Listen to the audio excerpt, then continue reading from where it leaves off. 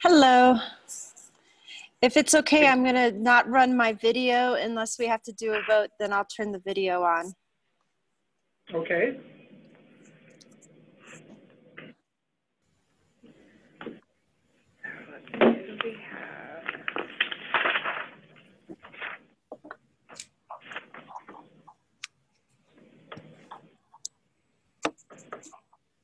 I see we have several members of the press.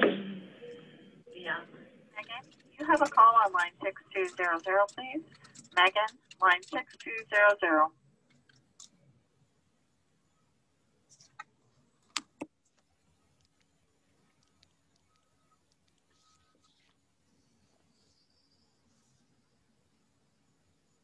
You have audio?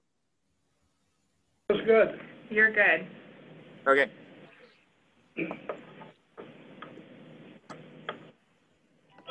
We do have three. Oh, now here's Kyle. So we have two missing board members. Yeah, Kyle's joining. So we're missing Annie and Roger.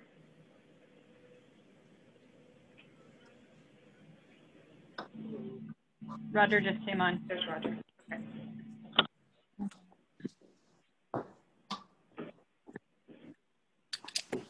Just before we get started, happy vaccine day, everybody. I got my shot today. Oh, good for you. Good news for you. Yeah. So yeah, I gotta say it was actually such a cool vibe over there between the people that were working and the people getting their vaccines. Everybody was just like this. The atmosphere there, everybody was just kind of upbeat, and it was a really cool vibe.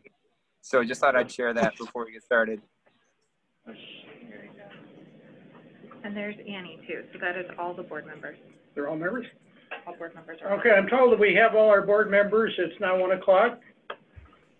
Carrie, are you going to call the roll, or is that going to be Tori. I can call the roll. Yeah, I'm going to call the roll just to make sure everybody's audio is working. All right, Berg. I am here. Lukacek. Here. Highbauer. Here. Holmquist. Here. Larson. Here. Noble.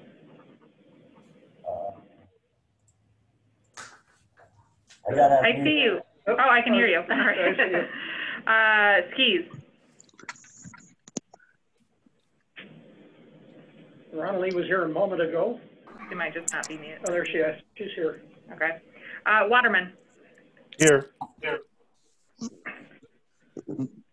All right, everybody is here. Welcome. I see we have at least one other commissioner and two members of the press and a lot of other names that I recognize. First order of business, the approval of the agenda. I'm going to add one thing that's not on there. We're going to have comments from the health officer and the chief health officer towards the end of the agenda. So I ask for a approval, a motion to approve. Yeah, I had one question. Yes. Just, I mean, this isn't a content thing, but I was just looking, since we're addressing several things regarding home health, did we want to kind of address all things related to home health to kind of at the same time instead of going back to it multiple times? For example, you know, we to do a committee report and maybe the signing of the contract and just kind of do that all at once. I have no objection. So is that the nature of a motion? I'll accept it as a change in the form of a motion. Okay. And have a second. I'll second that. I think that's Roger. Second with the, yeah. And there's Kyle. So all in favor of the two changes that were proposed, say aye. Aye. Aye. Aye. Aye. Aye as well. So the agenda is modified slightly. We'll start with citizen comments. We have both written and oral comments. The written comments are already posted at the website, so the comments will be limited to the oral comments. And Carrie, if you have the record and you take the gavel and introduce them as we have them organized. Okay, so we have the list of people who signed up to give public comment that's up on the screen right now, so we're going to follow this order. When you get to your name, please unmute yourself and then give your comment. So first up, we have Margaret Dorr. Recognize. Oh, Millet, Jesus. Close. I know. Margaret, are you there?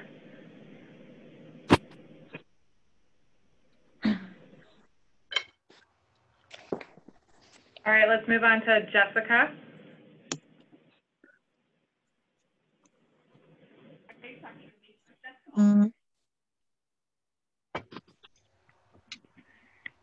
Are you talking to Jessica?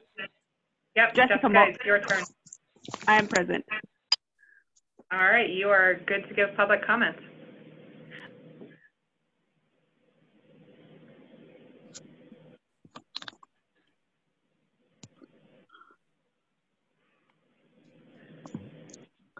Jessica, do you have public comment to give?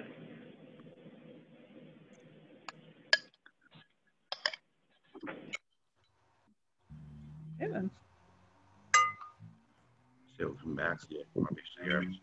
Can you hear me? Yes, I can hear you. Okay, thank you very much. I wrote a pretty lengthy letter that I already submitted in the comment section, but it's probably too lengthy to read. But I would really love it if the board members would read it themselves. I guess I was just wondering if I had a few questions that I was hoping could be directed specifically at 4 of your members, either Dr. Annie Bukacek, Commissioner Pam Holmquist, Aris Larson, or Ronald Skis. Are they present? They are present. Okay, because I was just hoping that they could maybe explain to me the sensitivity and specificity terms and how they pertain to infectious disease testing. So this is public comments and board members do not reply traditionally. Oh, okay.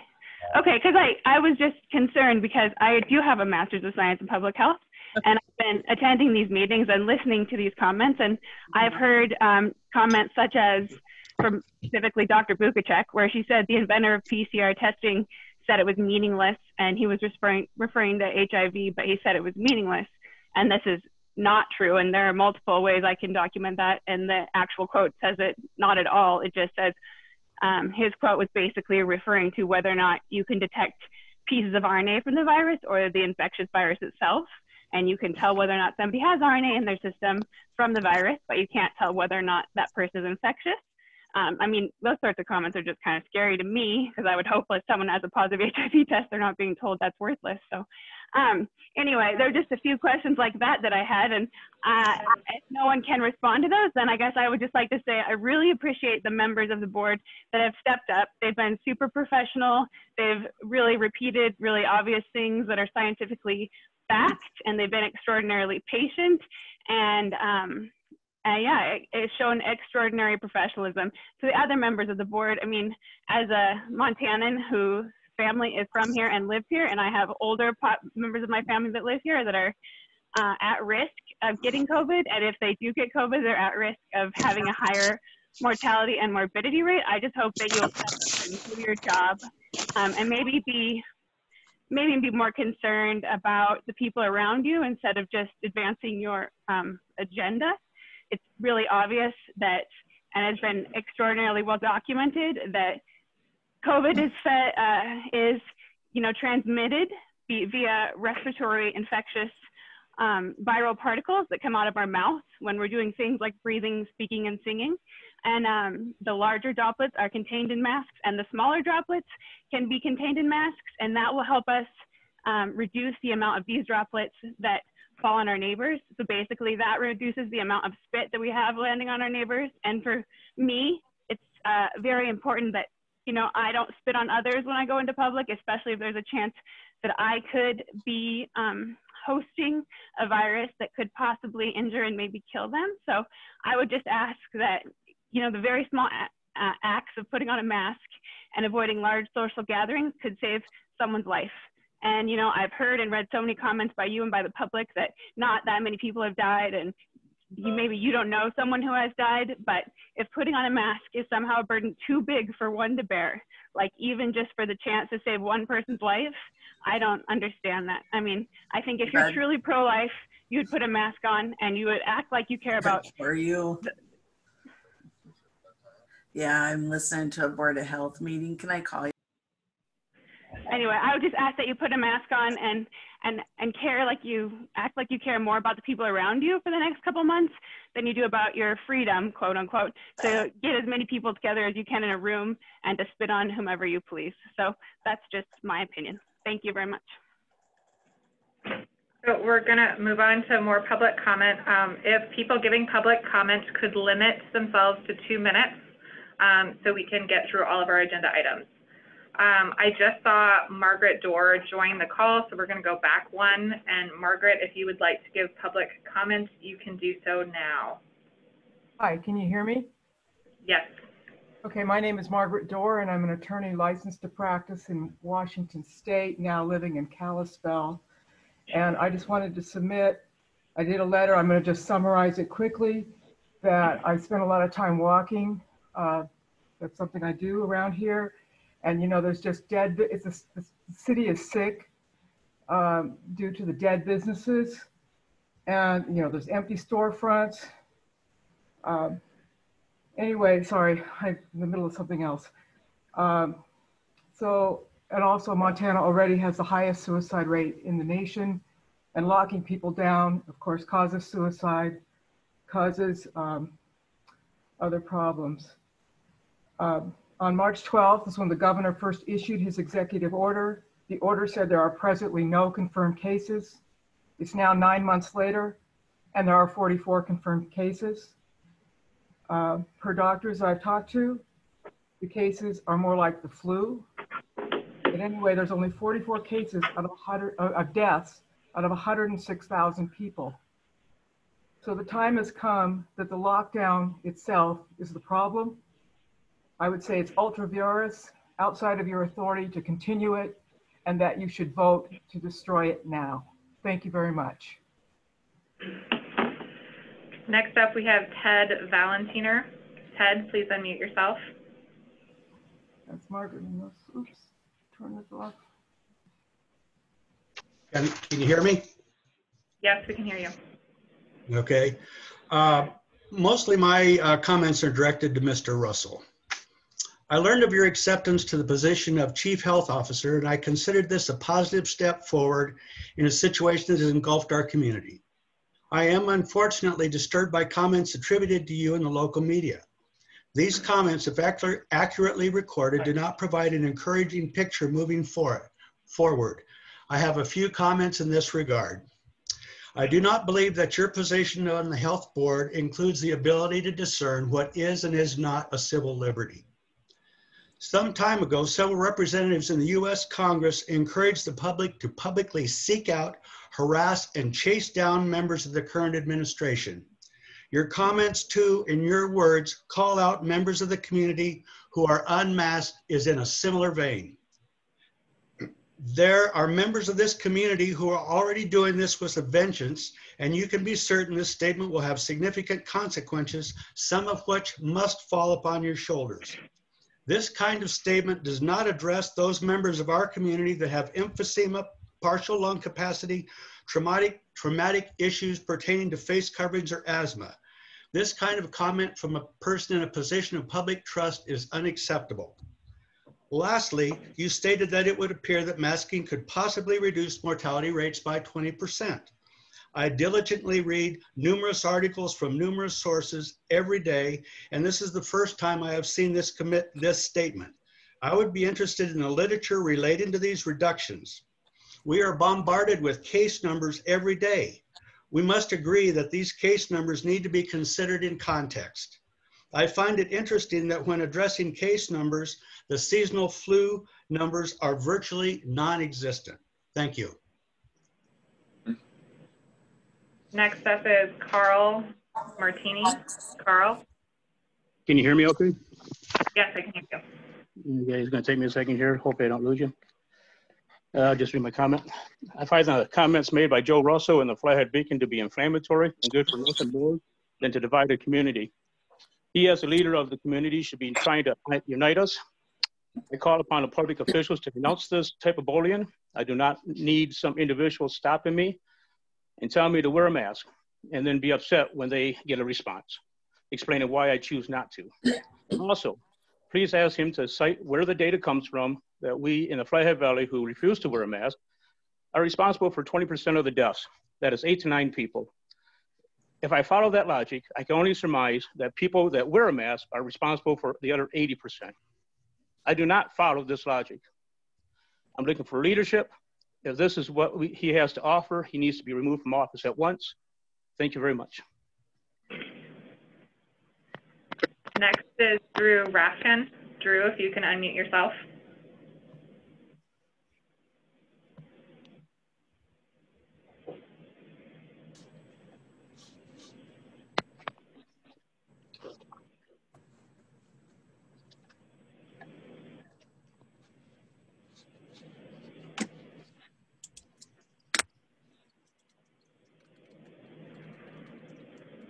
Okay, let's move down to Christina. Hello, my name is Christina Relier, and I'm a longtime science professor at Flathead Valley Community College, and I'm in my 6th year as a school board member for the Big Fork Public Schools. And I've written in before, but I want to publicly speak today that I strongly support the resolution that is before you today on an evidence-based public health response. And in many ways, I don't even know or understand why this wouldn't be the default. I would also like to ask for a unified response from the county to COVID protocols for the K through 12 Valley schools for the remainder of the school year if COVID still remains in our community. The MUS system will also be working in unison across the state. And I think a unified response for the county is important for consistency and continuity. And then most importantly, for the safety of our community. Of different parts of our valley are doing different things in the K through 12 schools. So far, we've worked really hard to stay on the same page. And I think county recommendations to follow evidence-based approach would be best for the valley. We've worked so hard to keep the kids in school, and there's a definite benefit of face-to-face instruction. And we think what we're doing is working, and we'd like to see that continue and have the support of the county. Thank you. Next up is Stephen Biggs.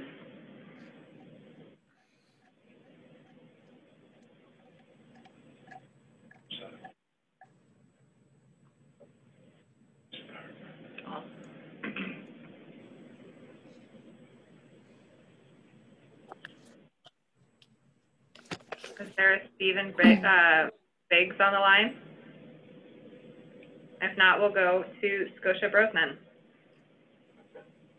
Good afternoon, thank you. The cliches, shibboleths, and bromides about public health are all lies. It has never been about any kind of health, public or otherwise. It has always been about power, control, tyranny, and subjugation. Attacking those who see through the hype, the lies, and the fake numbers as menaces to public health are guilty of slander, libel, and even character assassination. The real menaces to public health are the lockdown fanatics, the mask Nazis, the fear mongers, and the vaccine freaks. Genuine responsible leaders do not incite panic and fear. Joe Russell does incite panic and fear. I'd like to add that Dr. James Meehan had recently reported that bacterial pneumonia is on the rise. The cause of that, it's the wearing of face masks. I'd also like to add in closing, the Supreme Court has ruled that religious rights are protected. My freedom does not end where other people's fear begins. My religious beliefs do not include wearing a face covering. I do not consent to putting a demonic device on my face. I'd like to thank the 4 women on the health board who have consistently been standing on the side of actual truthful data, not fraudulent data, inflated numbers.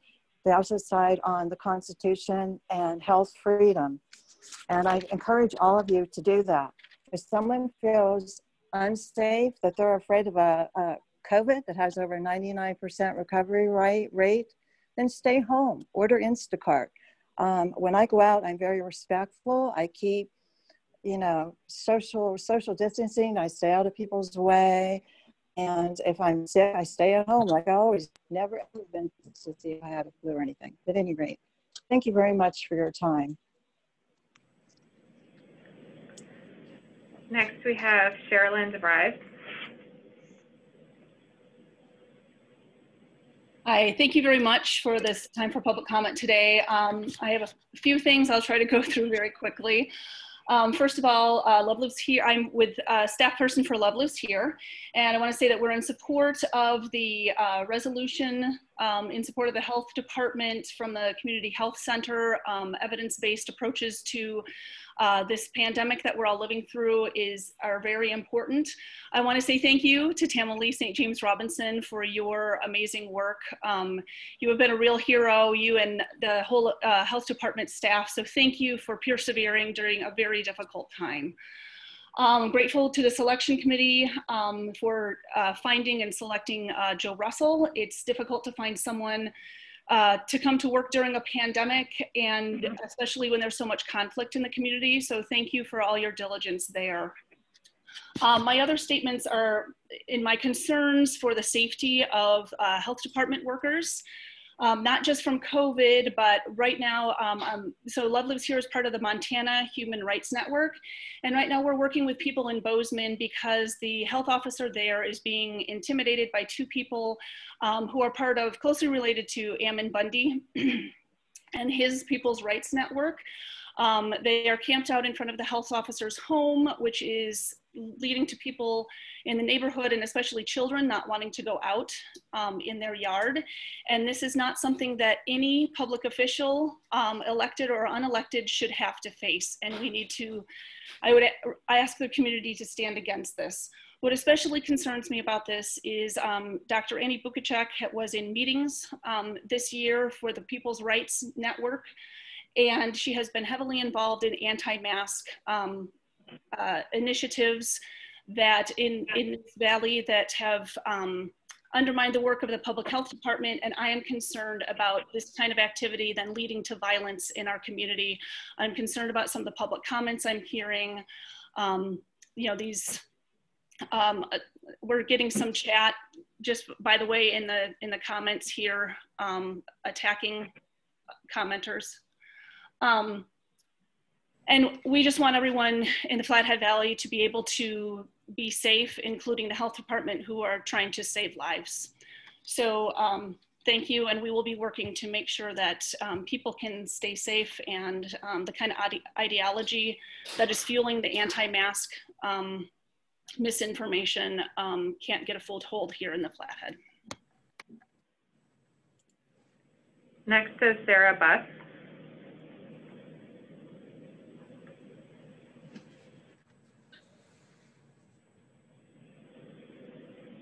Do we have Sarah on the phone?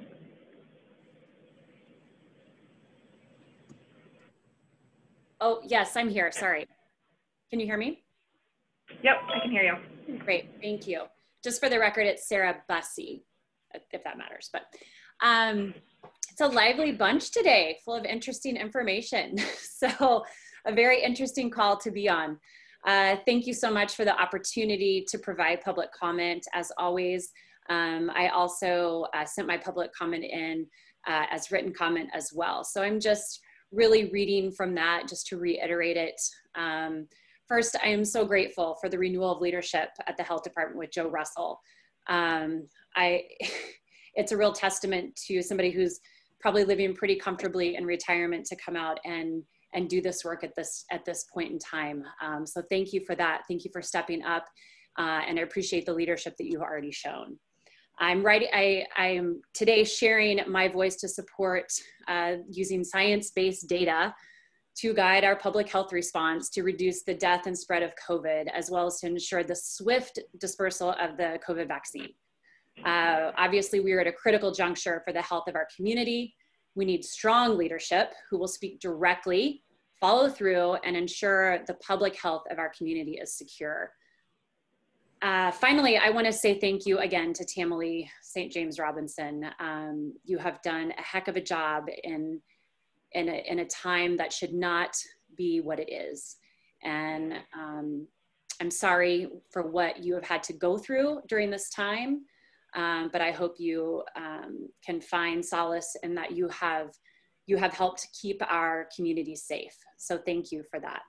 And as a citizen, I just want you to know that I will do my part too, and I will listen to the fact-based plans that are set forth and do what the county health department sets forth, as long as it is based in science-based data.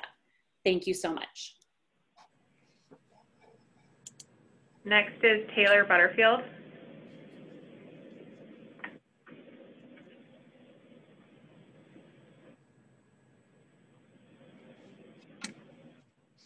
Do we have Taylor on the line?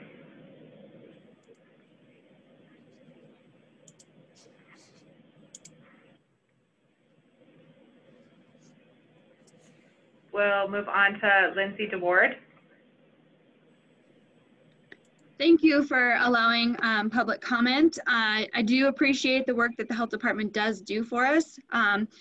In light of our numbers going down and not much has changed, I strongly encourage that we do not continue to push mandates or put any new mandates on there.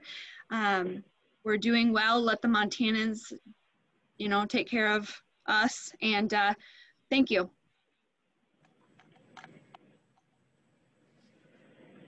Last, we have Thomas Millett. Hello, can you hear me? Yes, I can hear you. Excellent. Thank you very much for letting me speak. I just got two quick things to go over. I will try not to go over my allotted 2 minutes. The first one is Mr. Joe Russell. I wasn't too happy reading about what some of the comments that he said in the newspaper. You know, calling out people in the public is very hateful and it's very disturbing to me. And what's even more disturbing is that I know 2 board members are pretty much on the same page as he is, and they have condoned his actions. So that very disturbs me very much. You know, I'm always willing to listen to other points of view. And if Mr. Russell was taken out of context by a news reporter, then he needs to fix that and make a public statement denying those comments. But so far his silence, you know, just speaks for itself. The next thing I want to talk about is the vaccine. If somebody wants the vaccine, I have no problem with that. That's their right. And I can encourage them, if that's what they want, to go get it. However, we know that there's going to be about 50% of the community that is not wanting to get the vaccine. And I want to know what the health board is going to do and the health department is going to do for the 50% of the people that don't want this miracle vaccine. You know, what are you going to do? Are you going to provide some vitamin A for us, some vitamin C, vitamin D, iodine, magnesium, zinc? You know, are you going to encourage the public to, you know, get out in the fresh air, get some fresh air, do something for your immune system? You know, I don't hear any of that.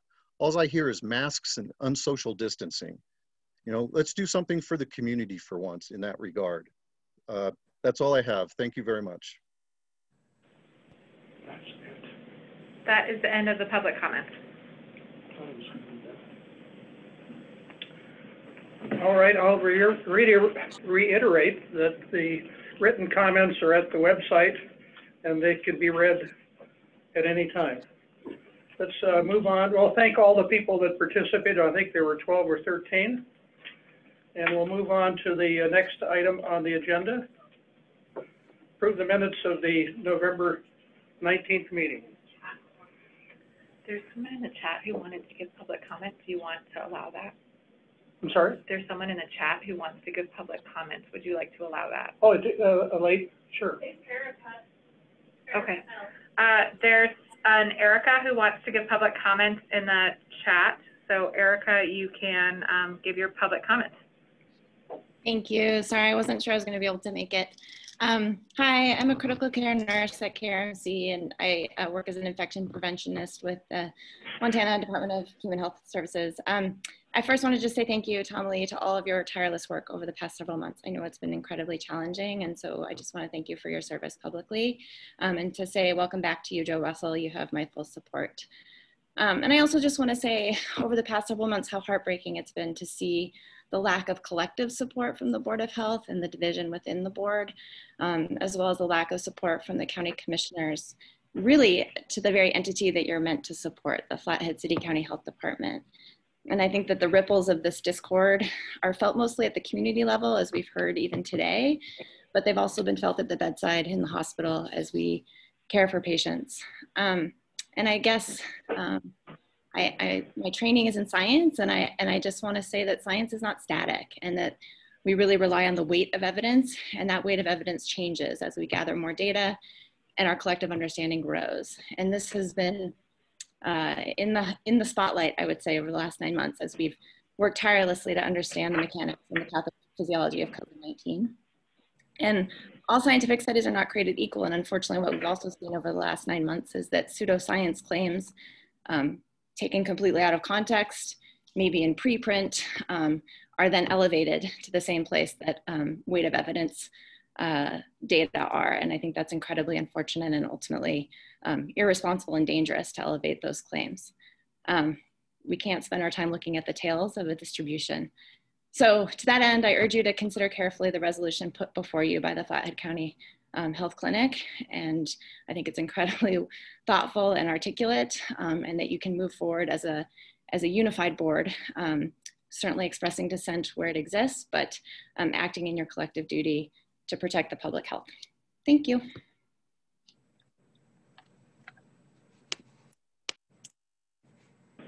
There you go. Okay, so we have an item on the agenda under citizens' comments. It's a resolution that was approved by the board previously, and I signed it on behalf of the board sometime in the last week or so. I just bring that up to advise people listening that that was done. Do you have a copy of that we can put up? Yep.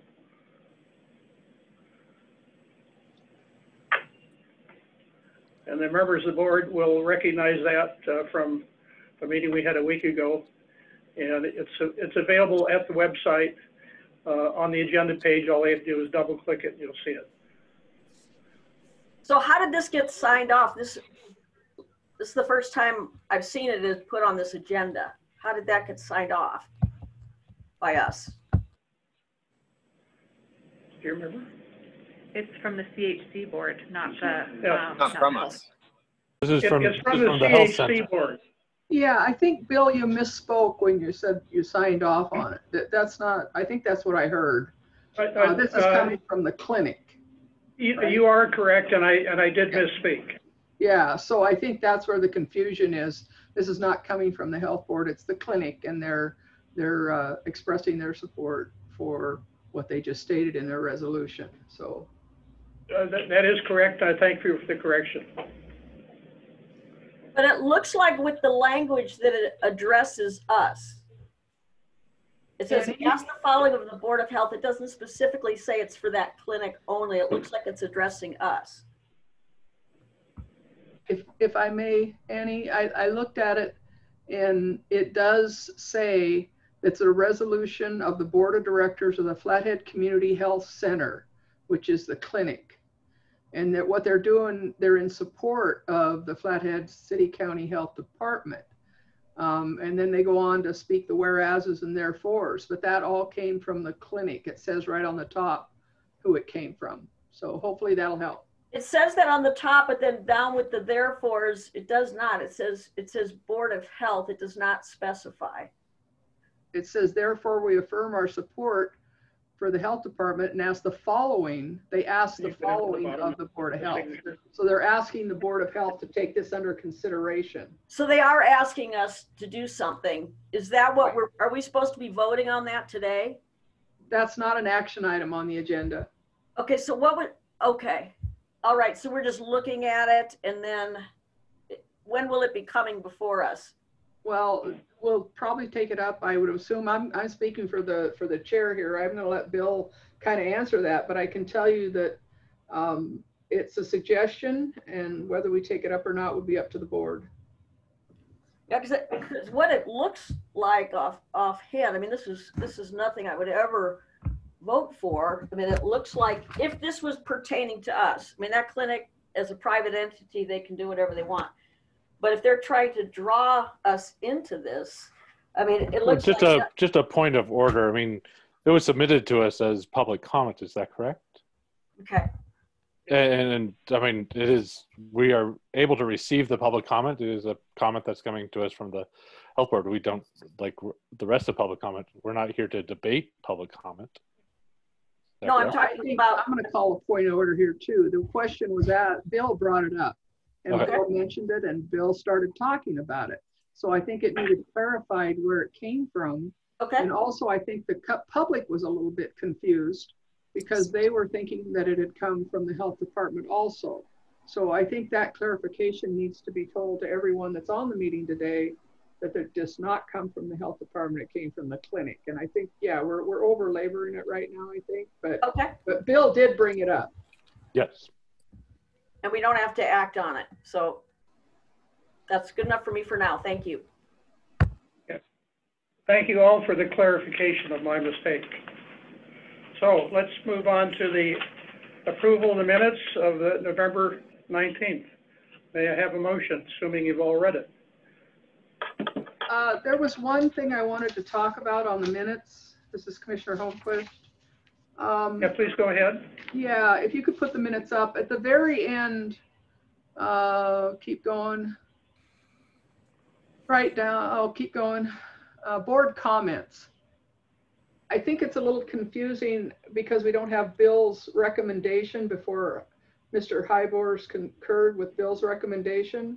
I think that recommendation, Bill, correct me if I'm wrong, but you stated that you supported Roger Noble for the health board appointment. And I think Dr. Hybor, correct me if I'm wrong, but I think you said you concurred with Bill's recommendation.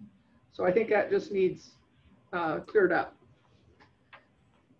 That is correct, ma'am.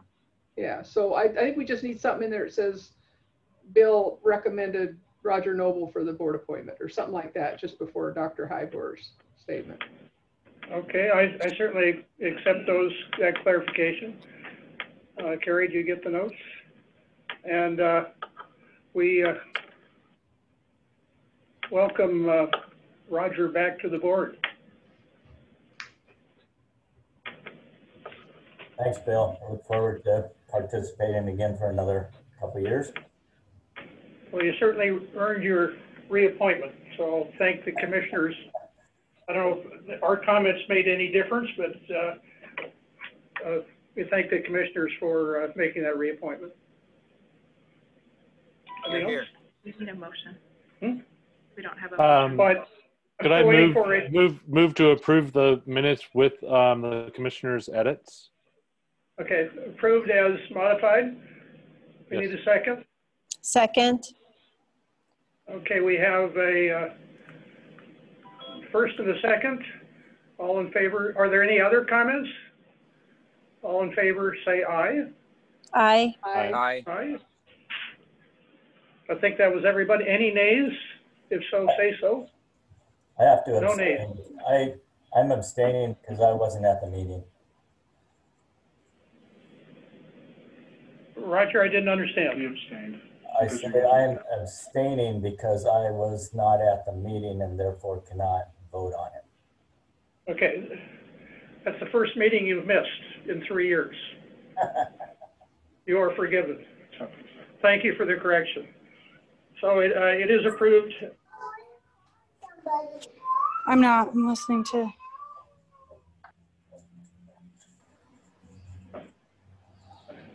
Somebody spoke and I didn't understand it. It was a background. Okay, that was background, okay. The next is number 5, contract extension.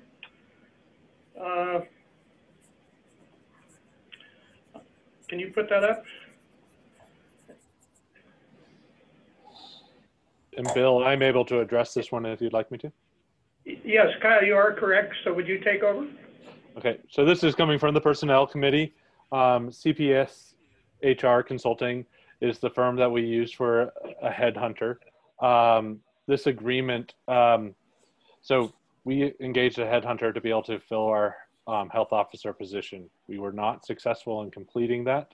What this agreement does is basically gives us a year-long extension in case we go back to searching for another, reopening a search, that we would not have to do all the startup costs associated with that if we were to say wait for a year. So I would emphasize, you know, we are engaged in a contract with Mr. Russell, and that contract has provisions for renewal. So that would really, it goes to the health officer to let us know that that is what we want to do. But this contract basically is, if the personnel committee and the board were to choose to go for another search for another health officer within the next year, that we would not incur all the startup costs that we saw with this, that they would sort of keep that position open. So that's where we are. Does anybody have any questions regarding that?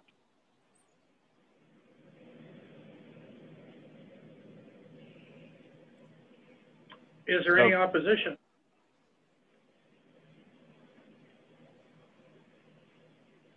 So hearing none, again, this really does, it's a generous offer of CPS to let us keep an open-ended, that we have an option there that we would have without incurring, again, the startup costs of doing a whole search. We're able to sort of continuation. It is not a commitment to fulfilling those, to doing another search within the year.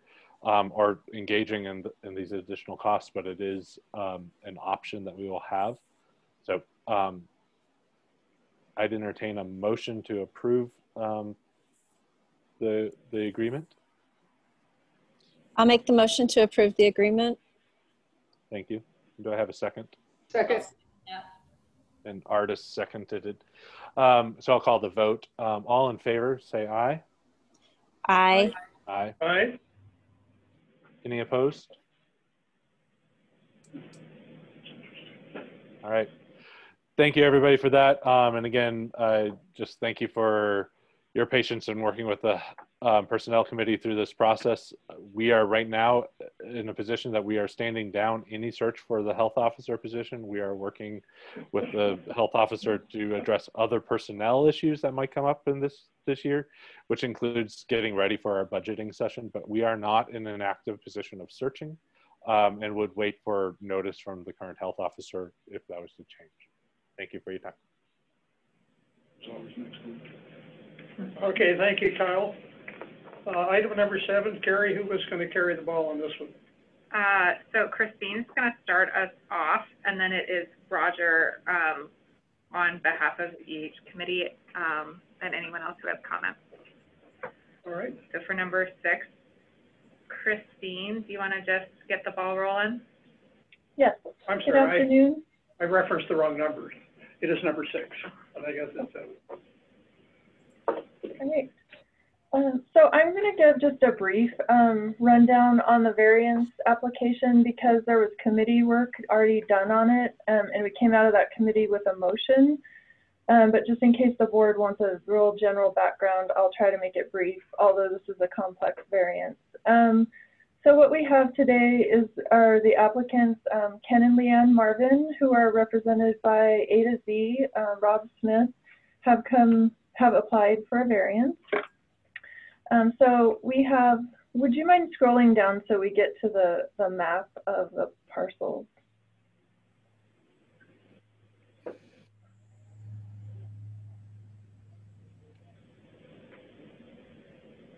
So you could, sorry, yeah, I don't get, so the parcels are shown on this survey, which is 6834. So we have 3 tracts, which we're talking about. So we have tract 1, parcel A, and then tract 2 there. And this is all occurring adjacent to Lake Blaine. And if we could show the overview of where we're at. If you scroll down further, you should see the aerial map. Yeah. And if you go one more, or maybe a couple more, we actually have, this one? there's that, and then there's an aerial after that. One more, sorry. Okay, there we go. So this is the aerial map of the parcels that we're talking about. So what we have here is we're proposing to do tract 1, which is the northmost tract. The structure, the applicants want to remodel for a 1-bedroom home. And then in the center of the parcels on parcel A, we have a garage with an apartment, which they are going to remove the apartment. So that will be a dry structure if the variance is granted. And then on the southmost parcel, there was a 3-bedroom 1960s home there, and they want to remodel that to a 4-bedroom home. And the parcels are served by one well, which was recently drilled up near the proposed 1-bedroom structure. So this application came to us in September of 2019. Kate Cassidy visited the site. It was determined that it was a very limited site, that they should seek the help of a consultant, which they did, and thus we have the variance which has come forward before us. So what we're looking at is the variance would encompass 3 requests, so 3 variances. So the first one would be a reduction to the 50-foot setback between a sealed component, so a sewer line, and the well that's serving the 2 structures. And then we would have a reduction to the 100-foot setback between the proposed drain field and the lake. And then finally, the applicants are requesting, because our own wastewater regulations specify a minimum of 3-bedroom sizing, they want to just reduce it to the 1-bedroom for the 1-bedroom structure. So what came out of the committee meeting 2 days ago was Roger moved to approve the variance proposal as requested with the addition of sand lining the proposed trenches.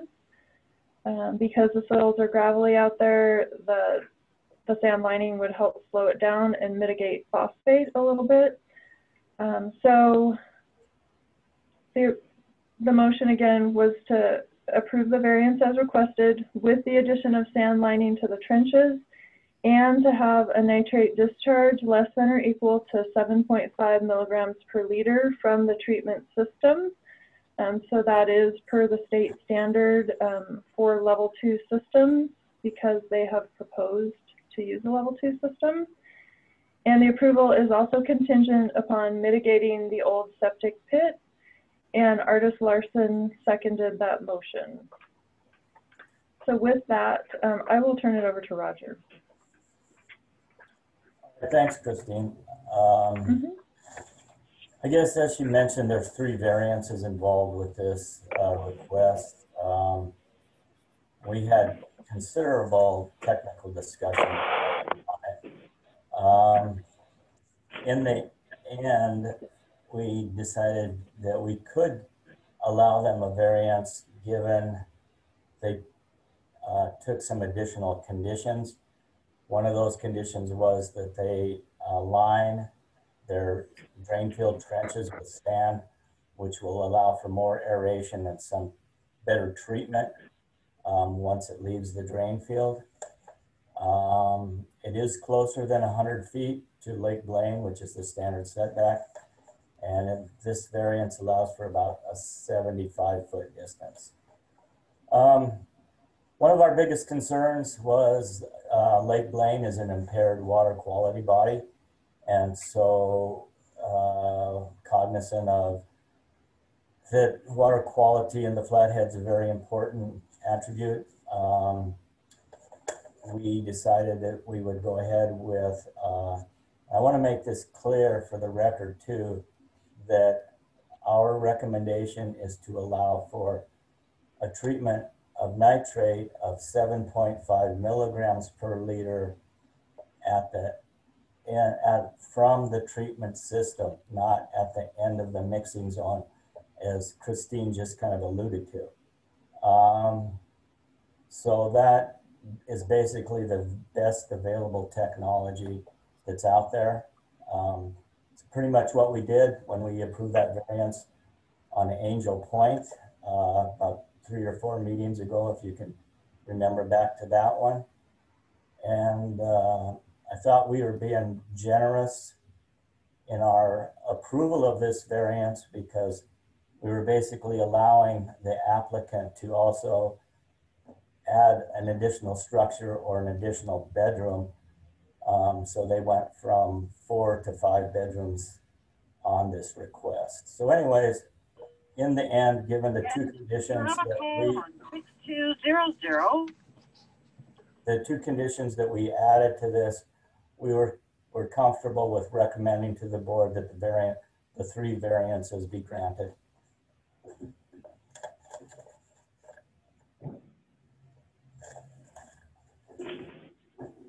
So Roger, is it correct you're adding two conditions to the application? And is it agreed by the property owner?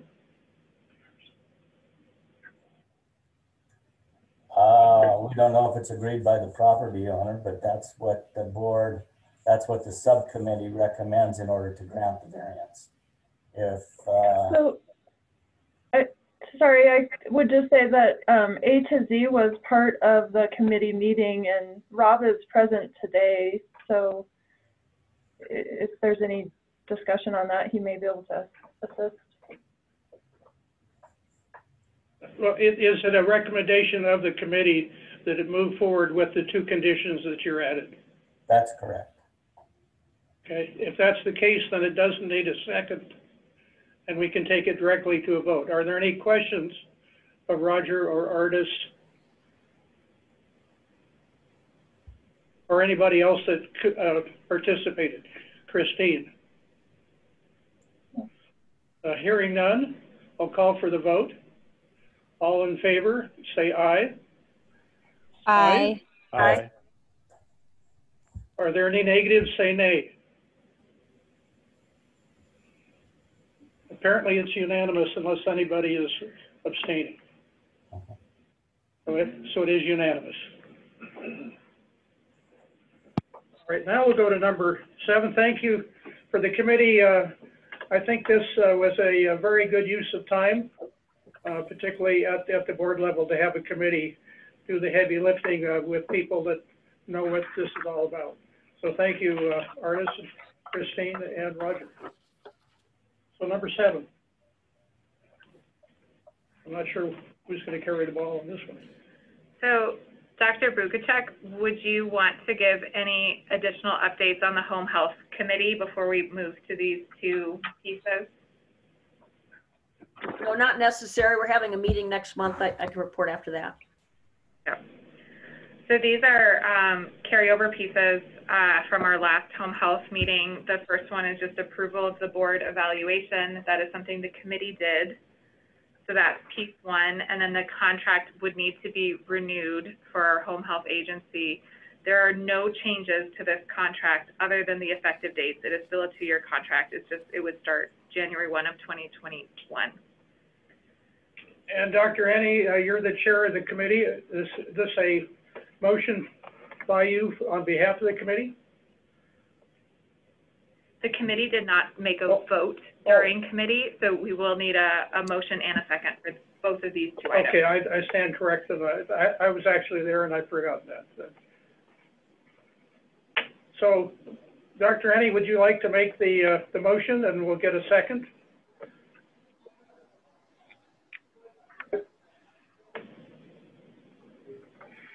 Made a motion to approve? Yes, okay. Contract? And is there a second? I'll second the motion. And is this the approval of both the evaluation and the contract, or are we making a motion on each of them individually? You can, I believe, make a motion on both of them together since they are part of the same conversation. All right, if that's the case, I just wanted clarification. Thank you. So if that's the case, then I'll second that motion. Any other questions or comments?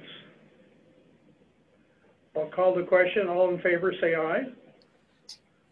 Aye. Aye. Aye. Are there any nays? If so, so state. Hearing none, it was unanimously approved. And who executes that? Do I do that as chair? So you have to do one and Joe has to do one. And I One have of them each. here for Okay. after the meeting. All right, thank you for that correction. All right, committee updates. Dr. Pete, COVID committee.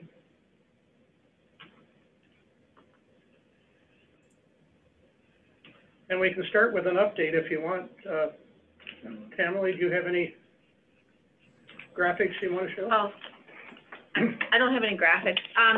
We currently have 8,220 cases, 15 hospitalizations, between 800 and 900 active cases, that kind of ebbs and flows. And then we currently have 51 deaths. We reported some more deaths earlier in the week, yesterday, I guess. So our numbers for the last 4 weeks, it appears that we hit the top of our epi curve 4 weeks ago. I'm hoping we don't have another spike. So the numbers have continually gone down the last 4 weeks, which is good news. This has been the first week since probably, I don't know when, as long as I can remember, that I actually feel like our COVID team we're actually on top of things. We've gone back to doing full investigations on every case. So we're not modifying that contact tracing and investigation anymore. And we have enough contact tracers to handle the caseload. And so I really feel like we're in a really good place to hand off to Joe. Can you put my graphic up? Yeah.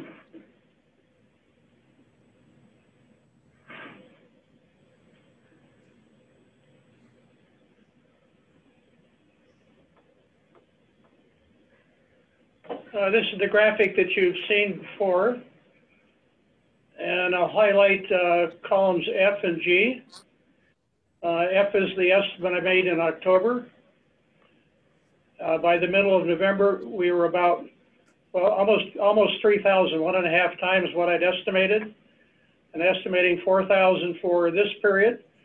Up until about 2 weeks ago, it was bouncing around 3,900 for actuals. And because of what Tammy just stated, it's dropped substantially. If you can go down to the next page, we'll come back to this. You have to go down a little further. And you can see in column, I guess it's column I, in column F are the total number of cases. This is updated as of a day ago. So one more day to go in this reporting period.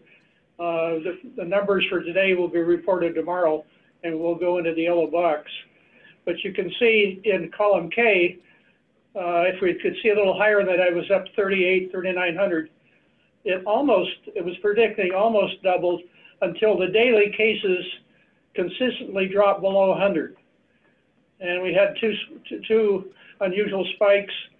One was on last Monday and then this last Saturday, Monday a week ago.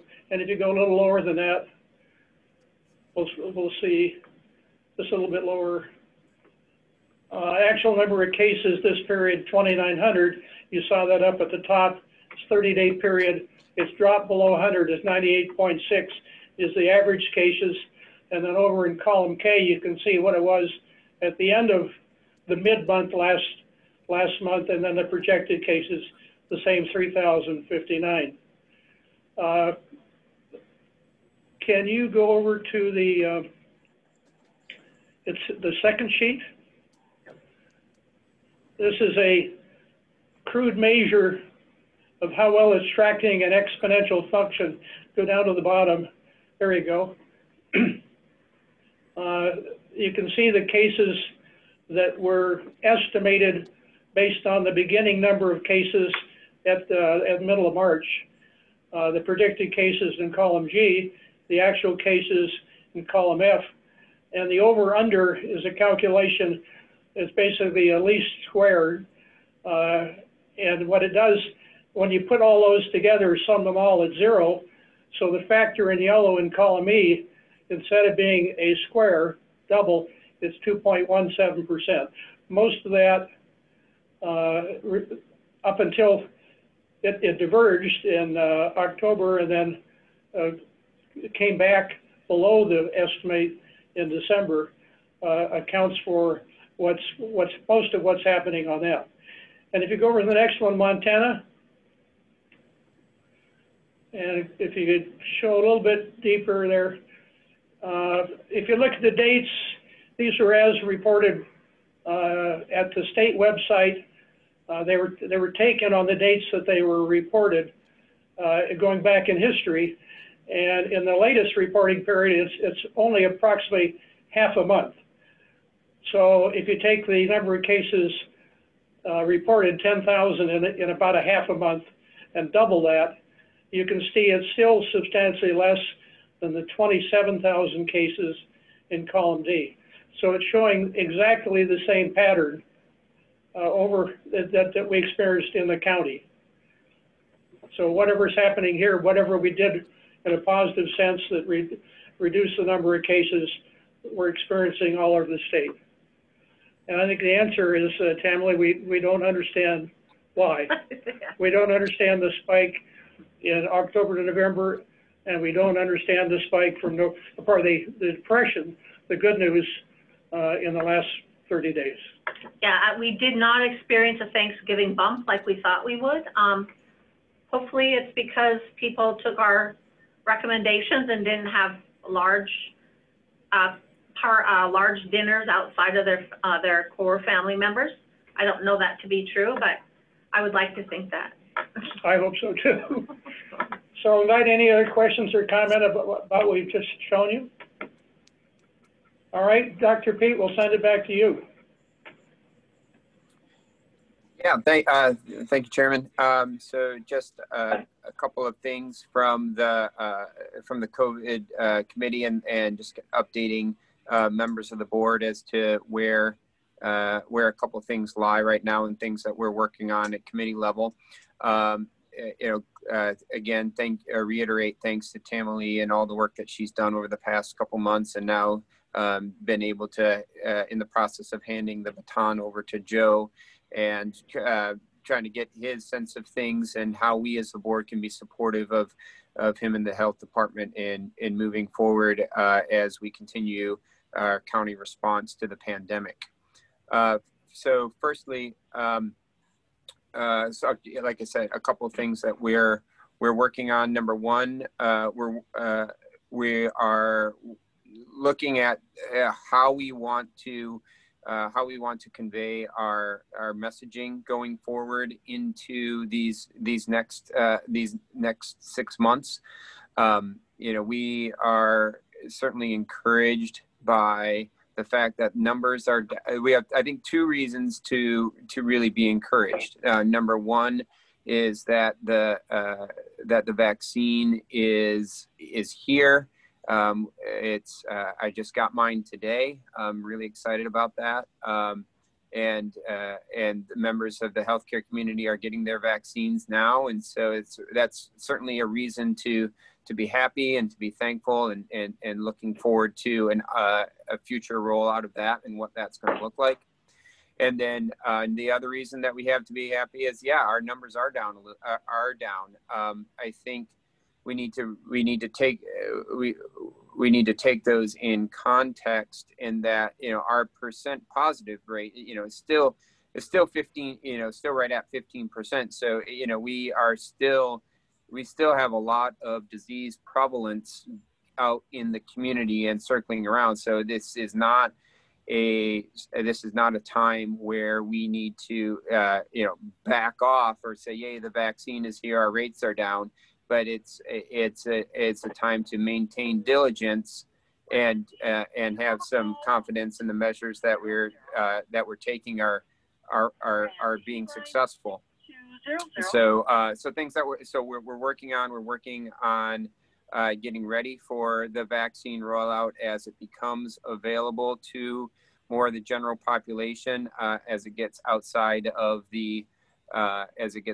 just the controlled settings of healthcare, and what it's going to look like as large numbers of our community are going to be wanting to get the vaccine, and then also trying to hone in our messaging and what that looks like to the community going forward these next several months until until we get enough people vaccinated and it is and we're through the worst of this.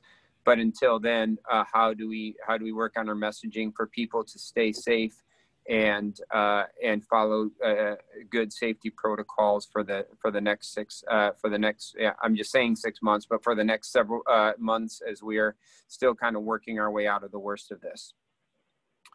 So that's kind of where we are. I guess I do want to. This is my personal impression on. I know we had a lot of public comment on Joe's interview in the press. I guess where how I interpreted those the comments from Joe, and again, I don't want to speak for him, and he can correct me if I'm wrong. I guess I interpreted Joe's comments as having an environment in which there's some social pressure to do the right thing, and that we all collectively as a community follow safety protocol, safety recommendations as outlined by the CDC. And certainly there are ways to talk to other people who you feel may be potentially exposing you in an unsafe way. And I mean, there are ways to talk to those people, to talk to other people in a polite way. And just because you might ask somebody to give you a little bit more space, is certainly there's ways to do that in a polite way. So that's kind of how I took Joe's comments, and I'll just if Joe wants to comment on that, but that was my interpretation.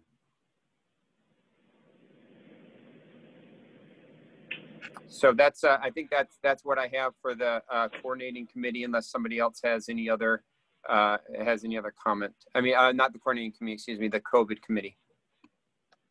I have one question. You mentioned that the positivity rate had slackened. Are the same number of people getting the test as in the past? And if so, could that account for the smaller number of new cases?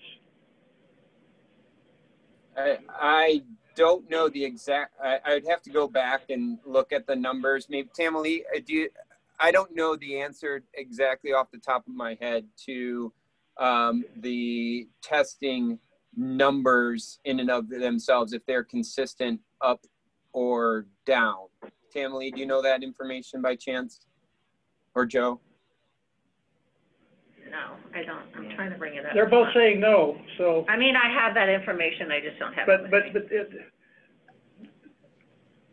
Whatever happened, it's not big enough to explain why the number of cases are down. Is that a fair statement? Well, I mean, I think if you look at, I really like the report that was it, where, I mean, look at,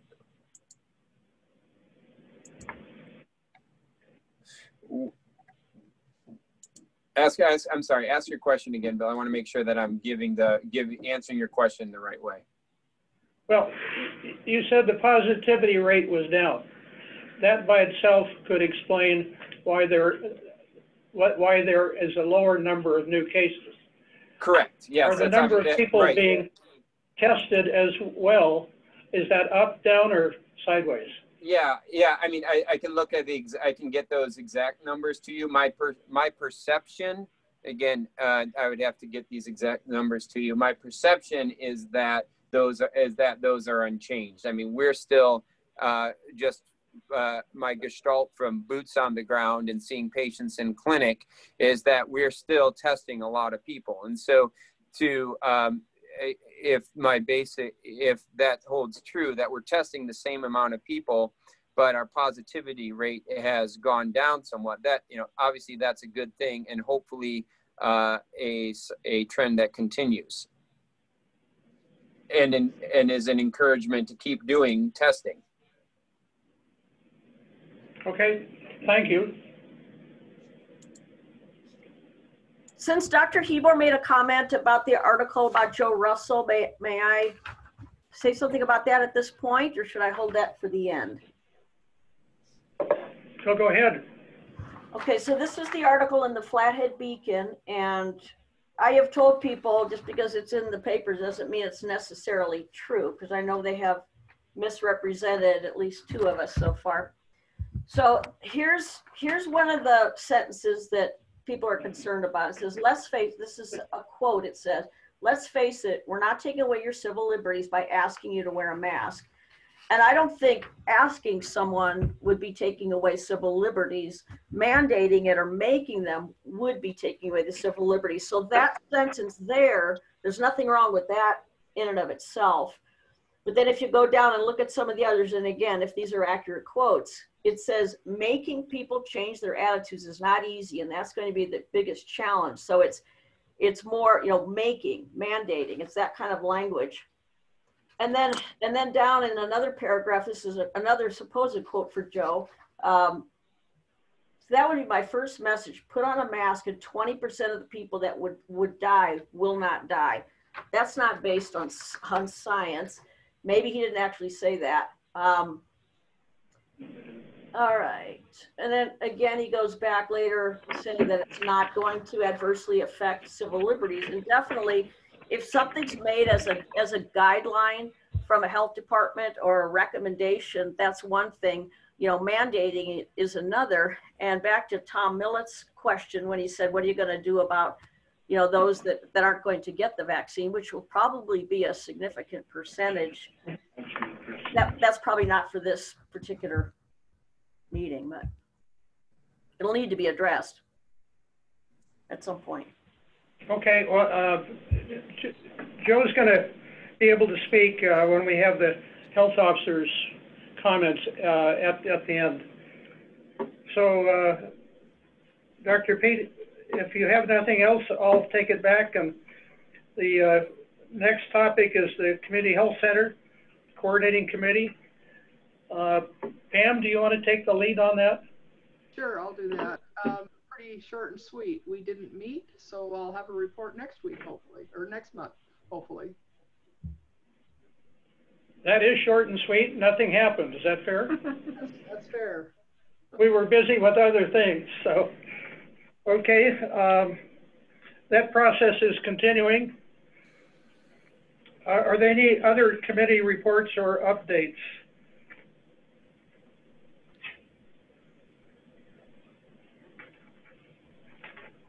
The home health is in the next section, but is there more to talk about?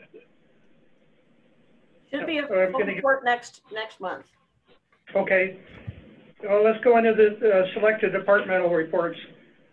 Population health. Carrie, who's up on this one? Jen Frankowski. I'm here. Okay. So the breast and cervical health numbers, as you saw in October, they went down, but we had some staffing issues and they increased greatly for November. So we're back on track there.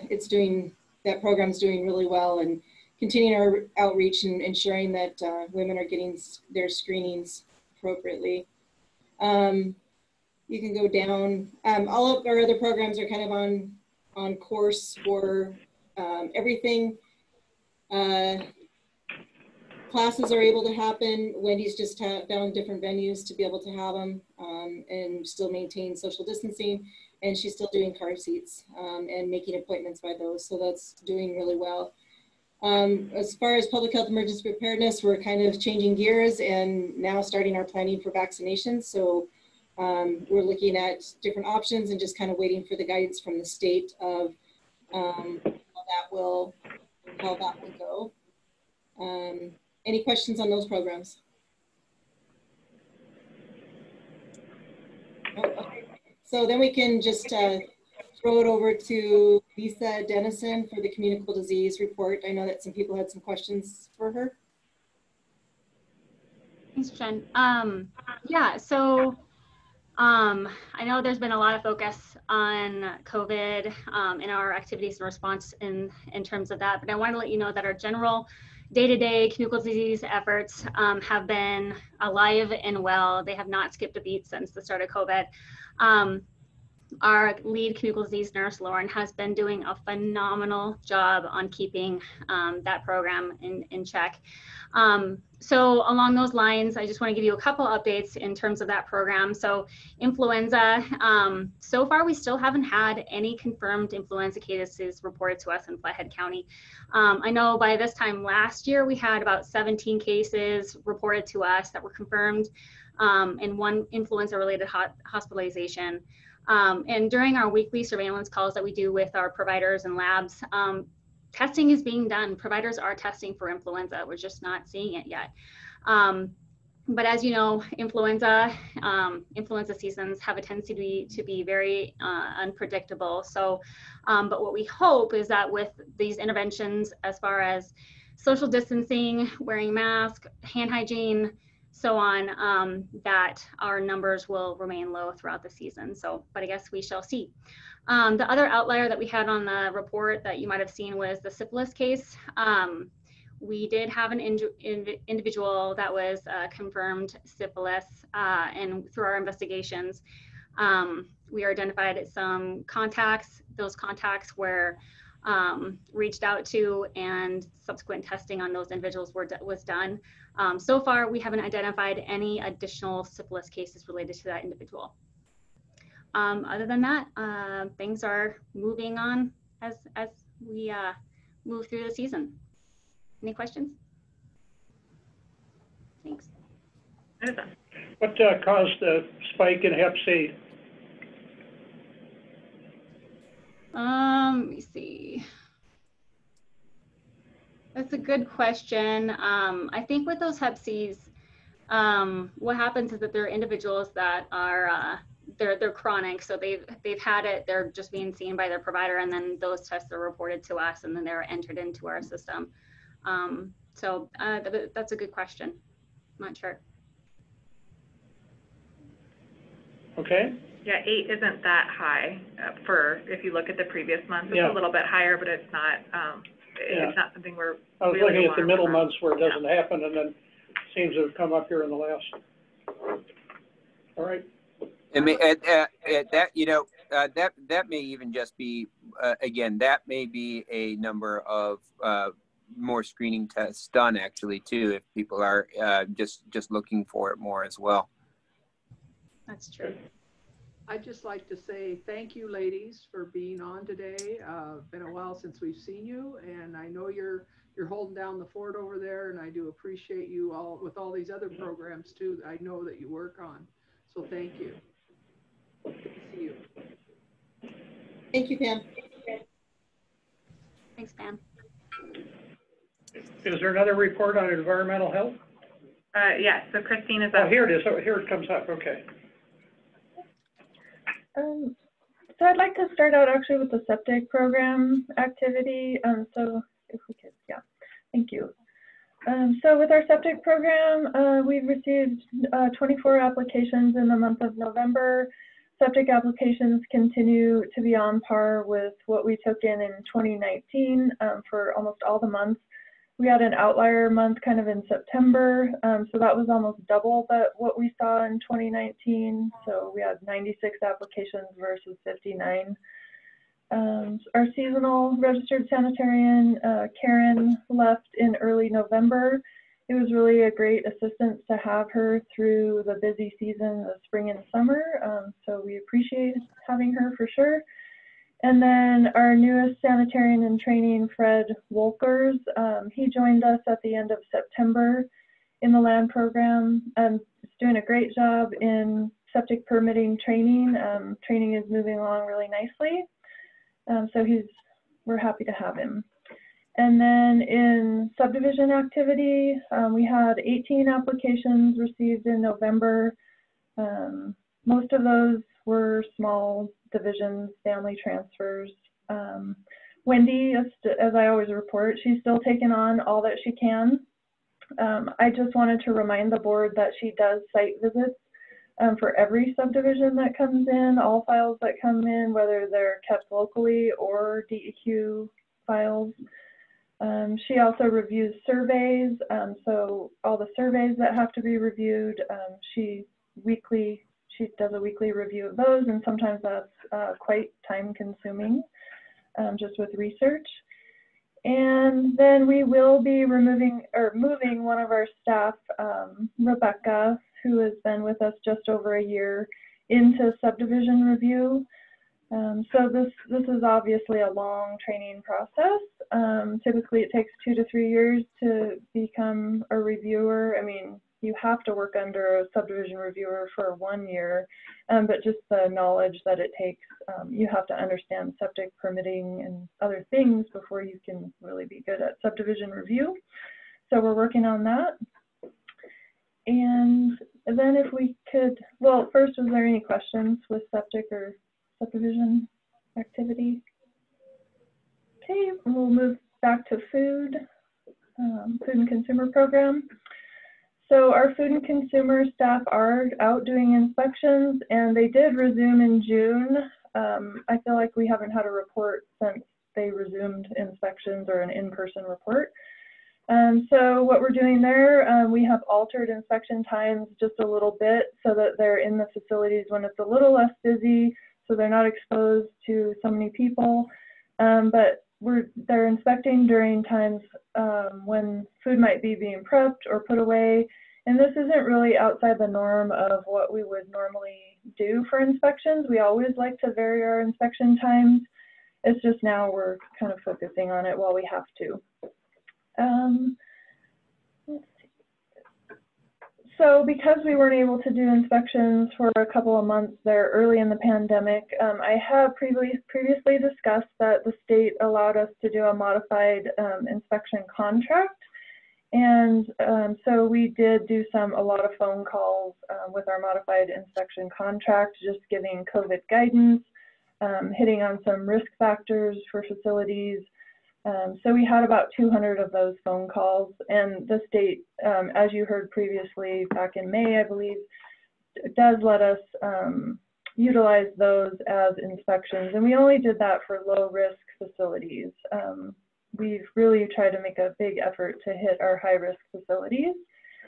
And then right now we're currently wrapping up the year for inspections. We're looking good, like we're gonna reach our full funding. The staff have worked really hard to overcome a lot of obstacles in the food program this year, with just having to deal with a huge influx of complaints and have to deal with COVID outreach. Each time there was a new governor's directive, we had to react to that. So I feel like it's commendable of the staff that we're still reaching our goals and requirements to get full funding for our food and consumer program.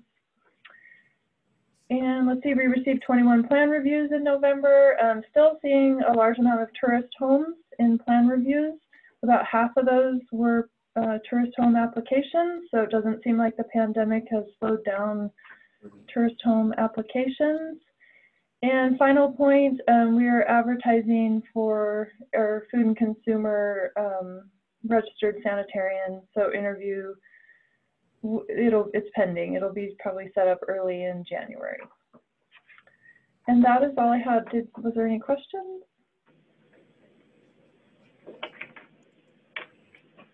Apparently no questions. Thank you. Thank you.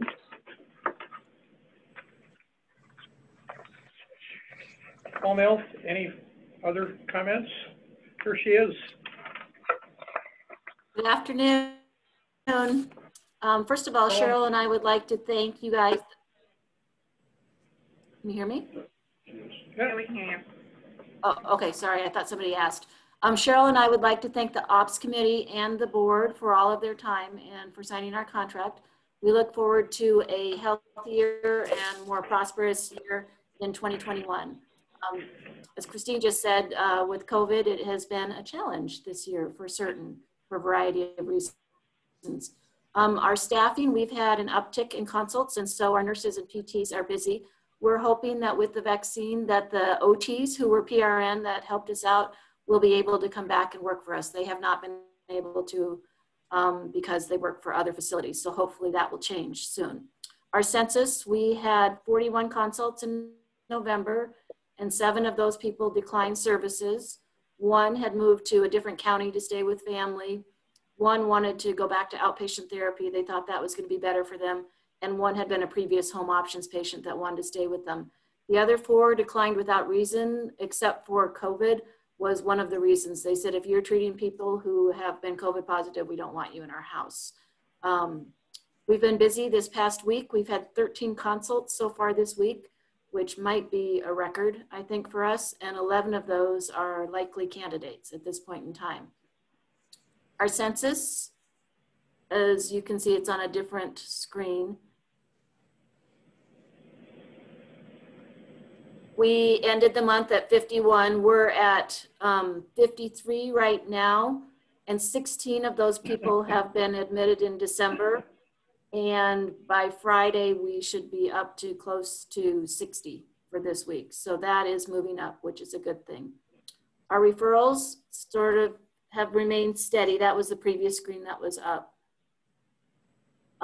Kalispell Regional, we got 1 more referral from them last month. I think we were up to 8.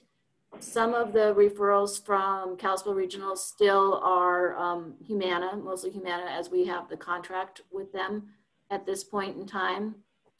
And we still are slow with the assisted living facilities and the skilled nursing facilities at this point in time because of COVID precautions. And then there have been some lockdowns in some of the skilled nursing facilities. We still reach out to the hospitals. We send them stuff that say that we're available, and to home options and also the clinics.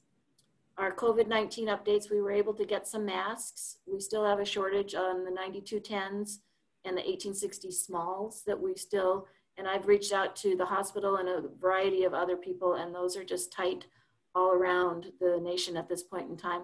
And I'd like to thank the county for giving us some more mask backups because we were pretty low. Financials, I will defer to Kirk, but for the first time in a very long time, we were up in the month, which was good news. So we were up around $10,000 last month, still down for the year. Our outstanding AR today is $282,337. And most of that, over half of that, is in the 0 to 30 days. So that means that we should see most of that coming in from the 0 to 30 days.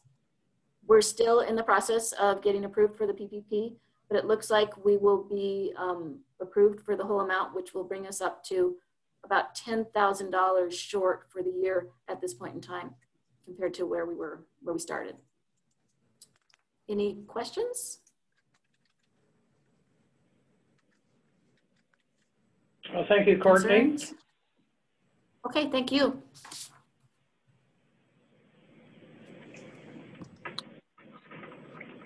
Kirk coming up. Kirk is next. All right. Good afternoon. Can you hear me?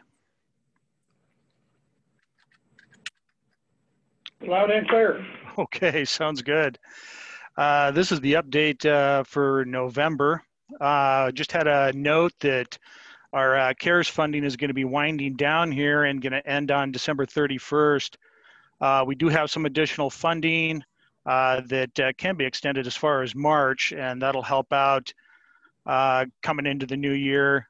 Congress is currently working on an aid package. We haven't heard anything yet, but it's possible that there may be some additional funding for our COVID-19 expenses.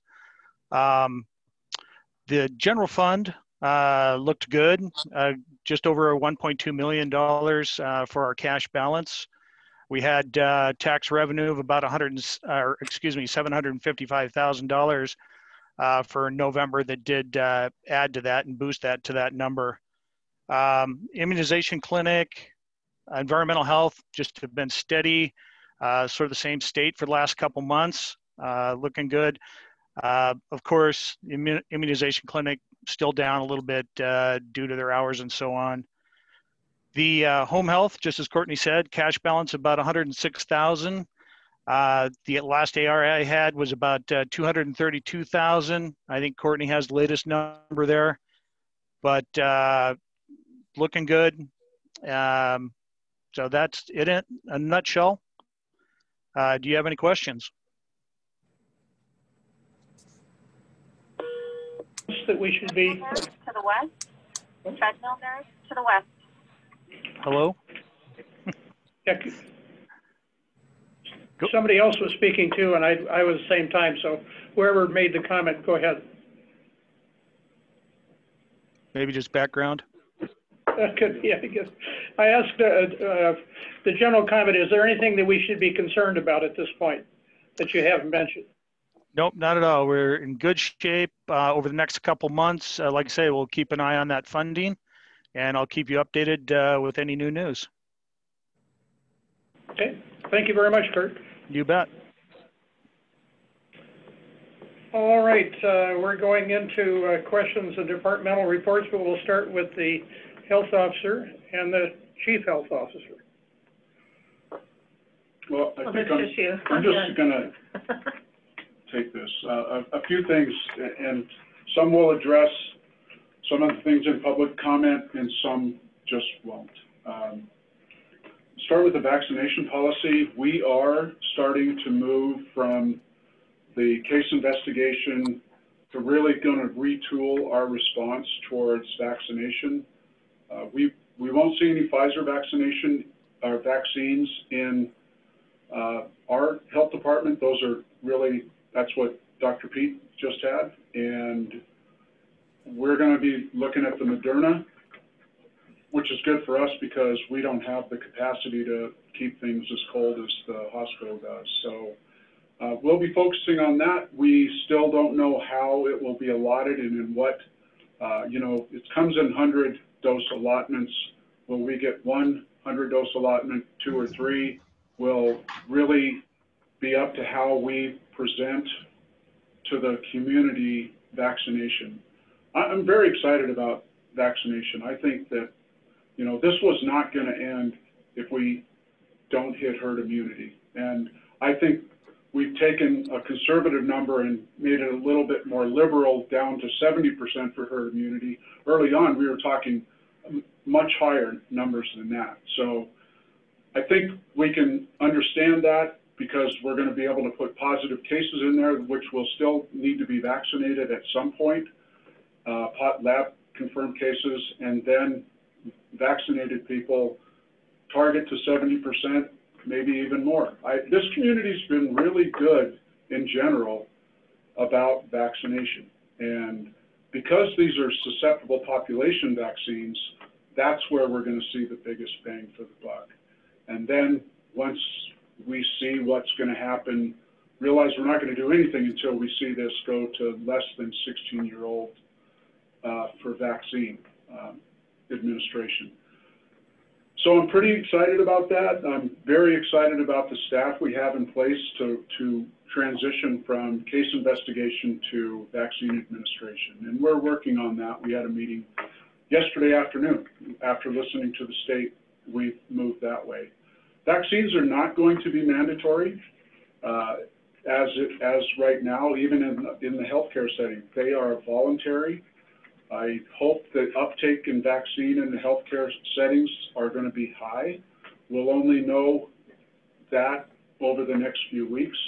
So we'll be watching those numbers, and hopefully we'll be able to start reporting back to the board and the community as early as next meeting. So we'll be looking at that uptake and trying to report out on that. If a comment that I make is in question and I have the ability to back that up with good epidemiology, I will do that, and I will either I will have to talk to the board about how they want that, but we'll either post it on the website or put it in the next board agenda for discussion. Risk reduction is an additive process, and I made some comments, and I did this for 20 years, and I will tell you, I have never, if I've been misquoted, if I've not been misquoted, I do not go out and try to defend myself. I will always move forward. And Annie, thank you for your comment about picking up that I really wasn't talking about mandatory activities. It may have sounded like that, but if you know me, I come across a little like that anyway. I don't mean to. I will tell you though, we have an opportunity to get on the other side of this from an EpiCurve perspective. We're only going to do that if we understand some of these public health measures that have been effective. I firmly believe some of the comments were great. If you can stay 6 feet away from anyone else, you don't need to wear a mask. But we know there's an interface that really puts others at risk where mask use can be very important. And I stand by that. We need to do a few things. And the other thing, I've had some discussions over the last few days about the community's health. And a healthy community has businesses that are viable and operational. We're just trying to help the community, those businesses that want mask use because of policy, because of corporate policy, we're just here to support that use. And so I stand by the fact that there are businesses out there that really believe their viability is really up to two things: not getting sick and not having to go home and take care of children that aren't in school, which is my next point. School, we need to work to keep our children in schools.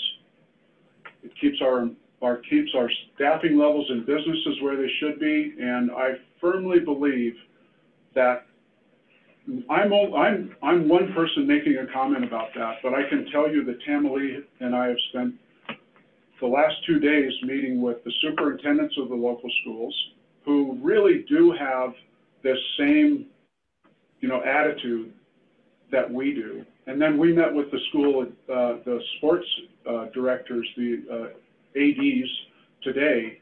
And I will tell you, both tremendously sound meetings working with some people that we're all moving in the right direction. So if we can do those two things and we can address our susceptible populations, we can keep Dr. Pete from having, and Dr. Annie from having a lot of patients.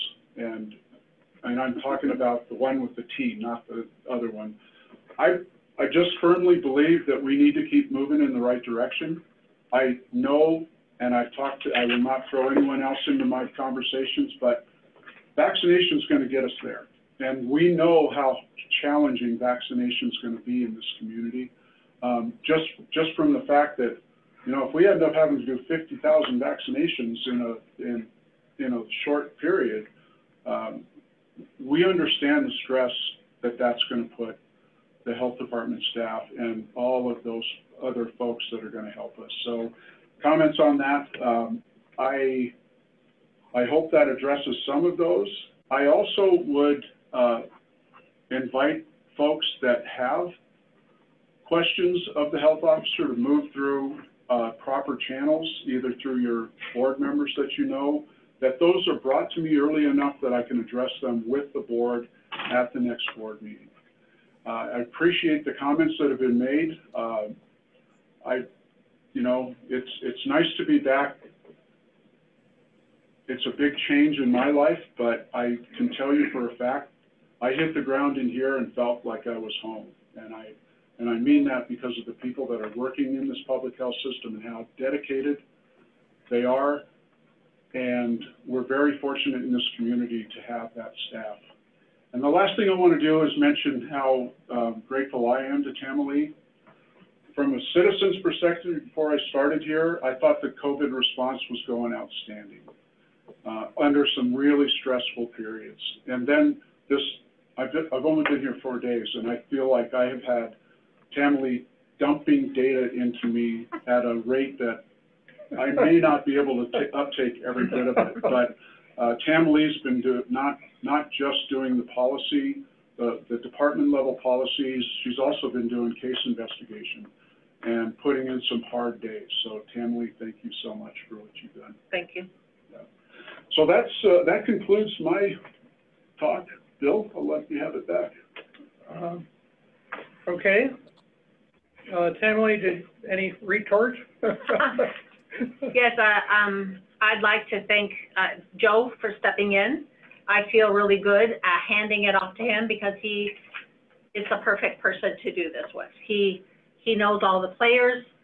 He's very accomplished. He's been the public health officer. I mean, I think he'll do an outstanding job. So I feel really good about handing things off to him. I want to thank the staff that I've worked with. They've been incredibly flexible. They've worked hard hours. They have the best interest of the community at heart in their health. I also want to thank the board members. I've liked being on the Board of Health and having the opportunity to work with you guys. I've learned a lot. Roger, I've learned a lot about environmental health that I never knew. You're very knowledgeable. And of the other board members as well. You all bring a special piece to the board and have wisdom and knowledge, skills, and abilities in different areas that I'm not always the best at. So I'd like to thank you for having me on the board and giving me the opportunity to serve. And Bill, you've done great. And Carrie has had a difficult, thank her for hanging in there. She's had to run the day-to-day operations of the health department and try to juggle things. So the flexibility of the staff here has been incredible, and I want to thank them for that. The Herding Cats Award was well deserved. Yes, it was. Yeah. Okay. All right, let's go around the board if you would, call them in order, and I'll volunteer to be last. All right, Bukatek. So these are for final comments? Is that what this is? I wanted to comment a little bit on what Joe Russell said, and I appreciate it, and a lot of people appreciate that there's going to be vaccine choice, that it's not going to be mandated. I think that will put a lot of people at ease, and there's some justified reason that many members of the community are a little leery of us, of the health department and of the board. And I don't, in my opinion, it's not because we're not doing enough restrictions. It's because they fear that we're going to do too many or have more.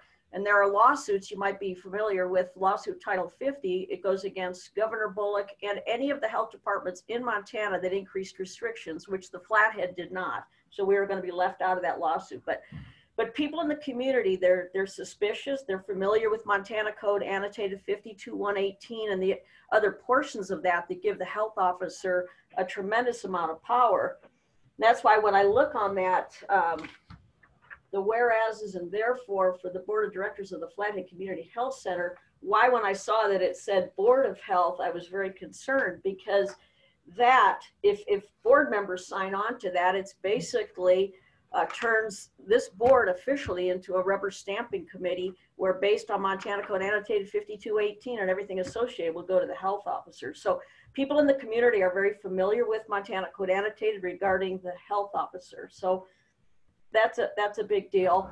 I guess there's a lot of other things that I could say. Most of them I've already said in prior meetings in terms of the science and trusting the experts. So much of what has been called science has been refuted. And it seems like people that are still, so-called experts that are still promoting, the pandemic and the fear of it are a little bit behind the times in terms of understanding PCA testing. That's what it strikes me. And in terms of analyzing remdesivir that was not specifically designed for a novel coronavirus. And I haven't read the Moderna handout, but there's 91-page handout on the Pfizer. And you could look at that yourself and you could see what they are targeting with that vaccine. And it makes it very clear it is not a novel virus because they have not identified the genetic sequence. You can read it, they're going after an M spike protein that could be on any coronavirus. So if the Moderna version is the same, this is not targeting a specific coronavirus. So I think that's it, but thank you. Next we have Hybor. Okay, yeah, thank you. Firstly, I do want to note, Bill, I did go back and get an answer to your earlier question in the specifics that that testing has not gone down. In fact, testing is up from, continues to be up from the earlier weeks when it's highest. So when the number of confirmed cases was highest. So we continue to hover between 4,000 and 5,000 tests.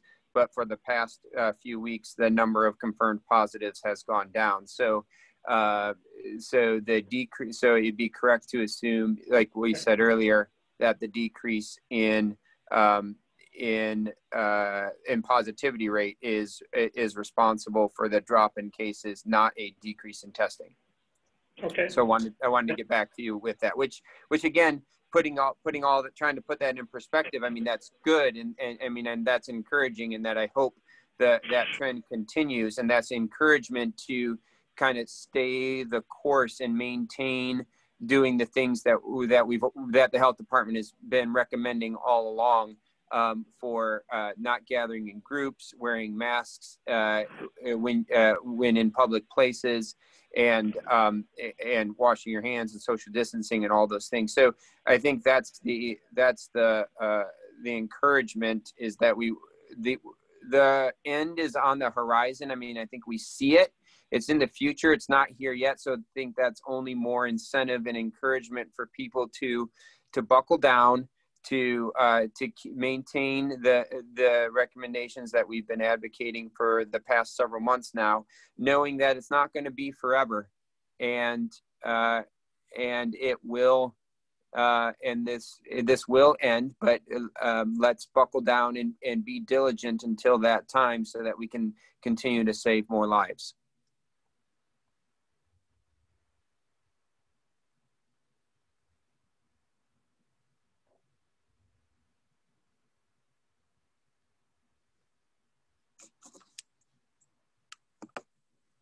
That's what I have.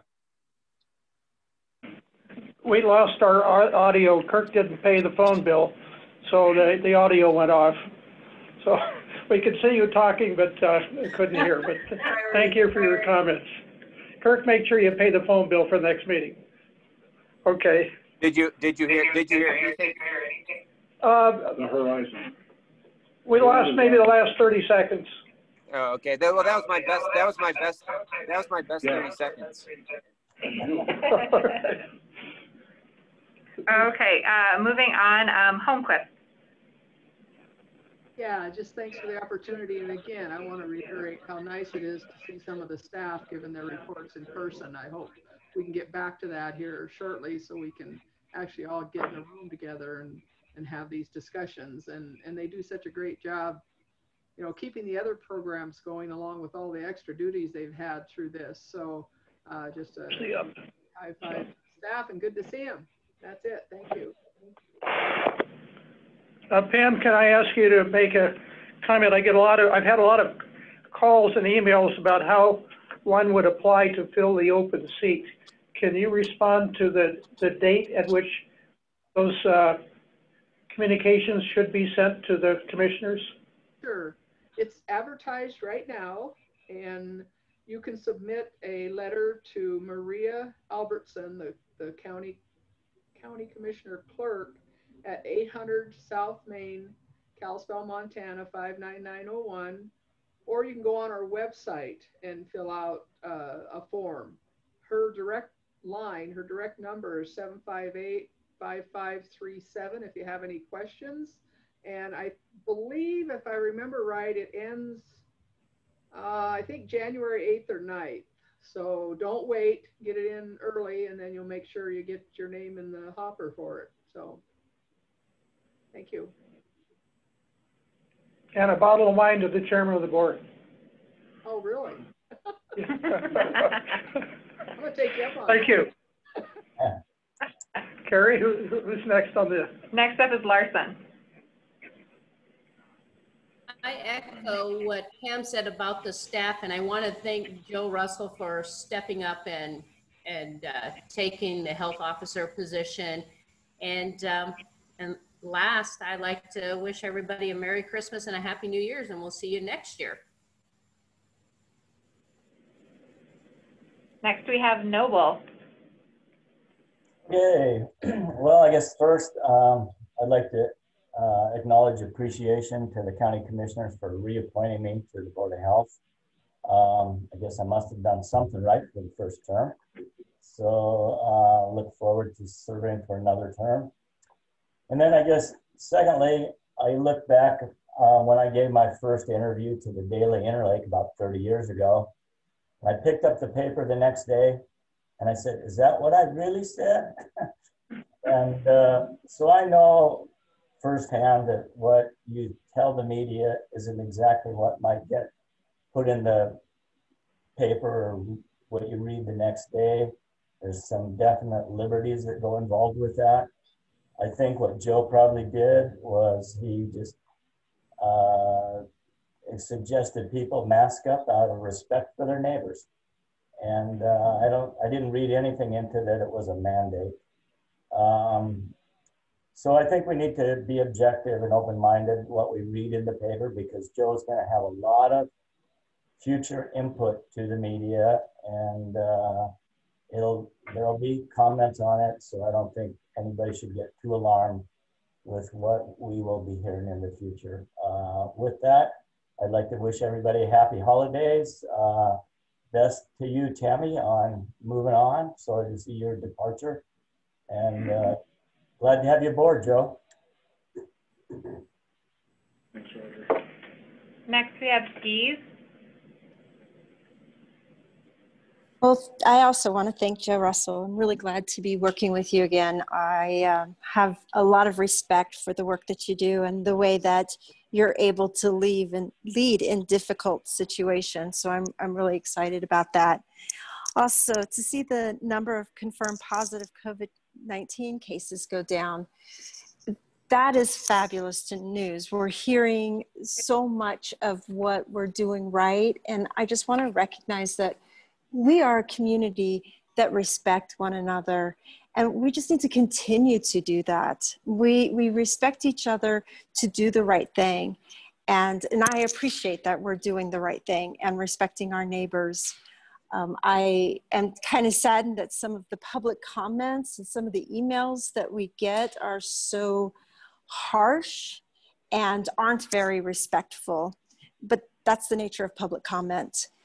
I do really appreciate all of the staff and seeing their faces and hearing the reports. And I know there's so much hard work that goes into everything for public health. And it's just really good to continue to get caught up on what you guys are doing in those departments. So kudos to the departments and to all of the leaders there who are keeping us safe.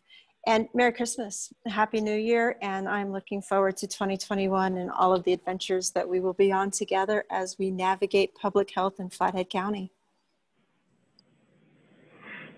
Next up is Waterman. Thank you, and sort of want to echo a lot of things that other people have said, but I really do hope that Tammy is right, that part of the reason that we're seeing some of our flattening of numbers is good work in the community to keep diligent. I also just think that, I mean, there's a lot of businesses, I'd note the Ski Hill to downtown businesses that are working so hard to adjust their operations to consider what the health recommendations are. And I just commend that diligent work that's going on. And obviously we have a lot of diligence and work that we need to move forward. Really do, again, want to thank Tammy for stepping into her role and really leading us through the last 6 months. Couldn't have done without you, and really appreciate that, and appreciate that Joe Russell has come on board so that we're able to move forward into 2021. Looking forward to working with everybody.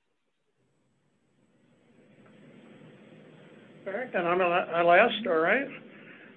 First, I'll salute all of the positive comments made by other board members. Tanley and Carrie, I've really enjoyed working with you too, inviting me into your inner sanctum for the last 6 months. I really enjoy working with your staff and participating with you. And thank you. Thank you both. Roger, congratulations. Good to have you back for another 3 years. Looking forward to our next meeting. We do not have a vice chair, so we'll have an election. Do we do it annually for the chair too as well? So we'll have an election for both. So get out there and proselytize. Any volunteers, please step forward. So we have about 4 weeks until that time. Finally, wish everybody the same Happy Christmas, Merry New Year, Happy Kwanzaa. Hanukkah has just passed, I believe, so happy Hanukkah as well. And our next meeting is on the 21st of January, 2021. So, happy holidays to everybody, and we'll see you in 4 weeks. Blessed Christmas. See you then. Bye-bye. It'll be 1/21/21.